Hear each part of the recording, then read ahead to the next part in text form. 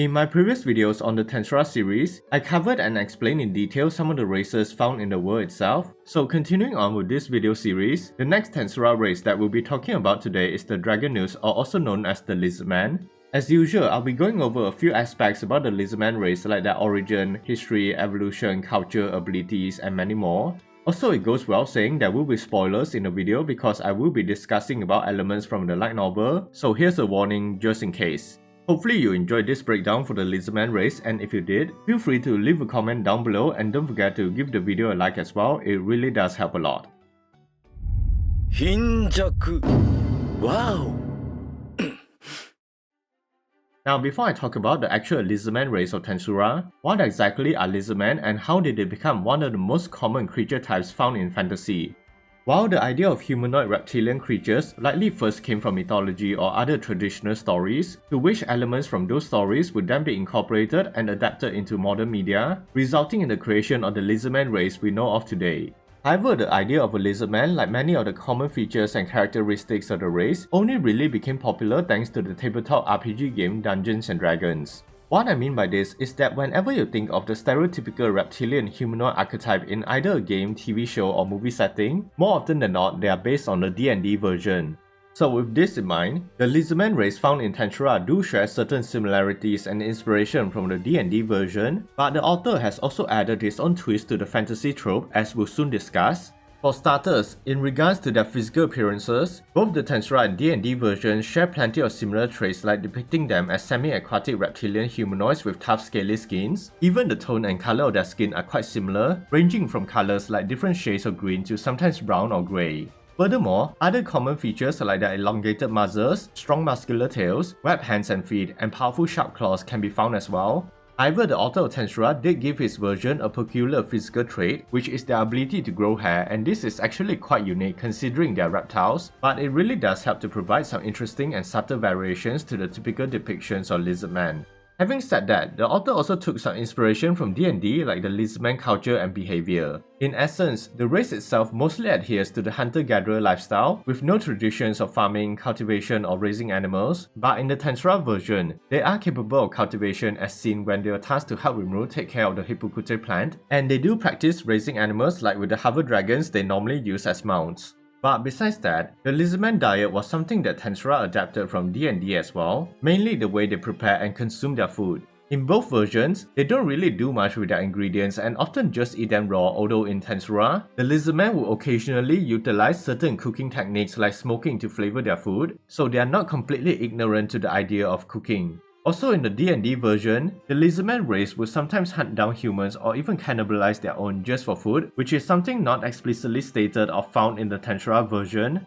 So continuing on, the Lizardmen race in Tensura believing in survival of the fittest and often enjoying fighting is another aspect taken directly from D&D. That's probably why they were considered to be hostile and a threat to humans in both their respective universes. At any rate, it seems that when it comes to intelligence, the Tensura version is slightly better because they actually understand various concepts like governance, warfare, tactics, and politics, as compared to the D&D version that mostly think in a primitive way and only use brute force and numbers to win battles. Now the last similar element that I noticed between the two was the religious worship of a powerful or divine entity. In D&D, they worship a lizardman deity named Semuanya, while in Tensura, they initially worship the storm dragon Valdora Tempest as their divine protector, but when Rimuru arrived, some shifted their worship to him much to his annoyance. Anyways, those are some of the aspects the author likely adapted from D&D, and now to discuss the actual characteristics of the lizardman race that are solely distinct to the Tensura universe. Starting with their origin, the Lizardmen race was actually quite unique in that they were not created by the ancestor Twilight Valentine like most races found in the Tensura world. Instead, they came from the spirit dragon that the Star King Dragon Valdonava had given to Milim long ago. That's because when the spirit dragon was killed, its dragon factor was scattered across the world, and as a result, many dragon-like races started to spawn. Some of the dragon races would then gain sentience and they started to have relations with humans, and their eventual descendants would become the Lizardmen race we know of today. However, it's unknown how long the Lizardmen race itself has existed, but at some point in time, they eventually made their way to the Great Jura Forest and claimed Lake Sisu as their home. This area was surrounded by wetlands with numerous cave systems they turned into homes, and it had just the perfect climate for the Lizardmen to thrive, growing to a point where they were considered one of the strongest races in the Great Jura Forest. They were able to earn this position thanks to their high racial attributes like being extremely strong and hardy, having a natural built-in defense in the form of their thick scaly hides, possessing muscular tails for balancing and also as a potential weapon, and also evolving webbed hands and feet to allow them to efficiently navigate through their natural environment with exceptional speed and agility. Another aspect that allowed them to prosper was likely their ability to coordinate and fight together as a unified force, because despite having numerous tribes living in Lake Sisu, they are able to live among each other peacefully. Although I like to believe there was a time when they have fought each other given their nature as monsters, and only became unified when a powerful lizardman leader came into existence. This would also make sense considering how they regarded the Vortex Spear, the sacred treasure and symbol of the Lizardman race, because it was stated that it can only be wielded by the strongest warrior, and if they are accepted by the weapon, it meant they are worthy of leading them. Also, not much is known about the Vortex Spear itself, but it seems that after Gabiru's failed coup to overthrow his father, the chieftain Gabiru, this tradition was somewhat ended. Now, in terms of threat level, a single lizardman is normally given a rank of around C+, while a better hardened one has the potential to reach the rank of B- or even B, although that is only reserved for the truly exceptional within the race. That said, despite their strength, the Lizardmen race do have their flaws, and it was mainly their arrogant and proud nature, sometimes causing them to underestimate their opponents. The best in-universe example would be Gabiru, who almost single-handedly caused the extinction of his entire race during the Ogre disaster incident, and they were definitely lucky Rumpai arrived just in time to save them. Nonetheless, after the Ogre disaster was defeated, the Lizardmen officially became part of the Jura Tempest Federation, and Rumpai even gave Gabiru his name, causing him to evolve into a Dragonewt, which I'll talk more about in a bit. But going back to the events after the incident, a newly exiled Gabiru would lead 100 Lizardmen to become Rumai's subordinates. They were allowed to stay inside the Seal Cave to help cultivate the Hippocute plant used for high potions, and also to protect Vesta's team from monsters that spawn inside the cave. Gabiru's sister Sokka and her own group will also become Rumai's subordinates, being placed under the command of Soe. They were all subsequently named by Rumai, allowing them to evolve into Dragonewts. And even further down the line, around volume 12 of the light novel, another 3000 Lizardmen would join the Tempest military. So with that out of the way, what are Dragonewts? Well, they are the next evolutionary stage of the Lizardmen, and having reached this stage, they have started to regain some of the brilliance that belonged to their dragon ancestors, and many of their existing traits I mentioned just now were improved as well. Basically, their age has been greatly extended, and they can now live for more than 200 years as compared to the previous 50 to 70 for a normal lizardman, like we see with Gabiru after his naming. Also, they now have dragon wings, giving them the ability to fly and denser scales as well, making them more durable. In fact, Gabiru briefly demonstrated this durability when he managed to survive one of Milim's punches, and it was honestly an impressive feat. Furthermore, it seems that depending on the individual, their eventual appearance after evolution will often vary. For instance, with Gabiru and his subordinates, they resemble a typical lizardman but with the addition of wings and longer horns, whereas for Sokka and her subordinates, they basically look like humans, although they can assume a hybrid form to sprout wings and horns as well. Also, regarding their threat levels after evolving, the Dragonewts under Gabiru had a threat level of B rank, while Sokka's team were all at a B+ rank. With that said, evolution also gave the Dragonewts some new intrinsic skills as well, like dragon scales, an ability that allows the user to transform their skin either into hardened dragon scales for improved defenses, or to conceal their draconic features so they can more resemble a human. And even though all Dragonewts had this ability, it was used mostly by Sokka and her subordinates because of their surveillance and intelligence work. Resist magic was another skill they acquired, and it basically gives them a high resistance to most magical effects. Next was the skill called Flame or Thunder Breath, and Dragonewts were only able to choose one element except for Gabiru, who had received both the elemental breaths. Now that wasn't all, because during Rumai's Harvest Festival, the Dragonewts actually became stronger and had essentially awakened more of their dragon ancestors' powers, although this wasn't exactly an evolution. It was here their threat levels had increased as well by one stage. Gabiru's subordinates were now ranked B+, while Sokka's were at the A- rank.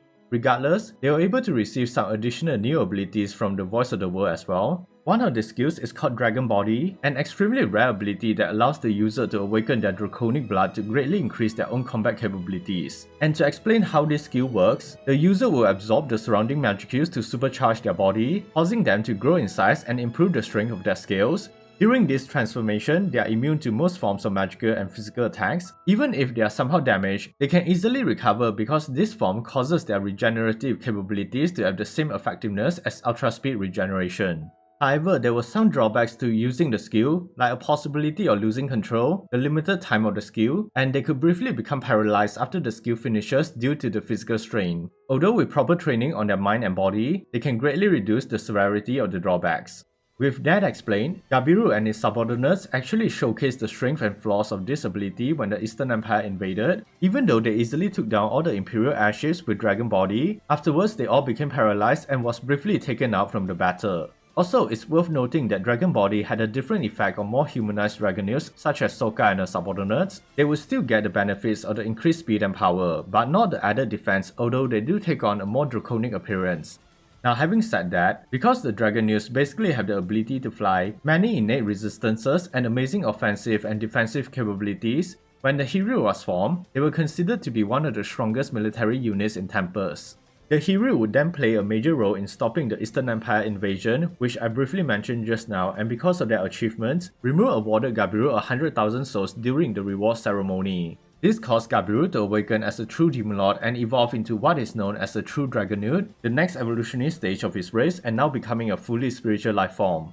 After evolving into a true Dragonewt, the people related to him were able to receive his blessings, such as the Hiryu who evolved into true Dragonewts as well, along with the 3000 Lizardmen he commanded evolved into normal Dragonewts, and his sister and her subordinates also gained some boost in power although they did not evolve. Nevertheless, some additional benefits of evolving into a true Dragonewt was that the Dragon Body skill itself became normalized and the skill was gone, meaning they now constantly have all the benefits of the skill without any of the drawbacks. Additionally, the Dragon Skill's ability had evolved into Dragon Skin, and it provided even greater defensive capabilities to the user. It basically covers the user's body with a self-repairing armor similar in nature to Charybdis, and the strength for the armor is based on the user. Of course, the benefits were not limited to just intrinsic skills because at this level, a true Dragonewt also has the capabilities to acquire an ultimate level skill, although they first need to be worthy and have a strong enough soul. Currently, Gabiru is the only known true Dragonewt with an ultimate level skill, which is called the Ultimate Gift Moodmaker, and he managed to acquire this skill during his fight against the Imperial General Baraga. In any case, there's actually a subspecies of Dragonewt I wanted to go over, and they are the Dragon Faithful people first introduced in Season 2 of the anime. So who are the Dragon Faithful? Basically, they are Dragonewts that took on human appearances similar to Sokka, but unlike her, they are descended from dragons who have completely forgone their draconic features and mated with humans. That's why almost none of them can revert to their original draconic form and looks exactly like a normal human, although they did retain the inherent strong physique and strength of a dragon. It's also for this reason they worship the Dragon Princess Milim so that they won't forget their dragon ancestry. Additionally, unlike their Dragonewt cousins who enjoy fighting, the Dragon Faithful people are more pacifist in nature, although their method of praying seems to say otherwise. What I mean by this is their praying ritual is essentially just them having combat training with Milim, and I don't know why this contradiction just seems funny to me. But it's also thanks to their constant praying that their combat capabilities are actually quite high. In fact, a normal adult worshipper is estimated to have a threat level of rank C. And through their prayers, they even developed their own fighting style called the Draco Fist, which is based on the unrestrained spirit of Milim and utilizes the user's fighting aura. That said, they currently reside within the city of the Forgotten Dragon with a population of roughly less than 100,000. They mostly live in a communal society where everyone contributes their earnings to the central temple for the High Priest Midley to then give out equally. Also, because the Dragon Faithful are under the protection of Milim, there isn't really any need for military, but there is an order within the central temple called the Priest Warriors, who are considered to be the strongest fighters among the Dragon Faithful, all personally chosen by Midley, and they number less than 100. Their threat levels can average from rank B+ to the Special S, although only very talented members like Midley have the Special S rank. Continuing on, an aspect I found funny about the Dragon Faithful people is their disdain for seasoning and simply wanting to enjoy the taste of food at its purest form. This even became a joke in Tensura Nikki where they always gave Milim uncooked or unseasoned food, causing her to always flee to temples for good food. Luckily, in Volume 9 of the light novel, Tuna's amazing cooking and her clever use of words managed to convince the stubborn Midley and basically ended the tradition of eating bland uncooked food for the Dragon Faithful people and really saving Milim. But yeah, I think that's pretty much everything, and before I end the video, there's actually a final evolutionary stage beyond the true Dragonewt that was briefly mentioned in volume 20 of the light novel. This final evolution is called Dragon God or Divine Dragon, and this is basically the result of a true Dragonewt completely awakening their draconic blood and finally achieving full divinity. And as a Divine Dragon, they now possess an immortal physical body that will never age. Currently, Midley is the only known Dragonewt to reach its final evolution, which explains why he is more than 2000 years old. Also, he did state that Gabiru is close to reaching this level as well, so maybe in future volumes, we might learn more about the Divine Dragon, but for now, this is all we know.